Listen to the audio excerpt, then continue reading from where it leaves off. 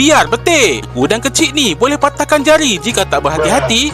Ini ialah udang mantis merak atau peacock mantis shrimp atau Odontodactylus scilarus dalam bahasa sains. Walaupun saiz dia kecil, udang ni ada penglihatan paling kompleks dalam dunia haiwan. Mata udang mantis boleh melihat dalam 12 jenis warna, termasuklah cahaya ultraviolet. Memang dia lahir-lahir dah terbuka hijab, boleh nampak alam lain. Udang mantis juga memiliki tubuhkan yang terkuat dan terpantas dalam kalangan haiwan. Silap-silap Mike Tyson pun berguru dengan udang mantis ni. Pukulan udang mantis sangat kuat sampai boleh pecahkan cengkerang, ketam dan siput. Kaca akuarium yang tebal tu pun boleh retak dengan satu ledakan. Kelajuan tubuhkan dia boleh sampai 80 km per jam dengan kekuatan hentaman menyamai peluru pistol. Masa dia tumbuk tu, suhu setinggi 4000 darjah Celsius terhasil dan air di sekeliling tukul dia mendidih serta-merta. Kadang-kadang sampai terjadi percikan cahaya. Memang padu nok haram. Dah macam berada botak satu tu.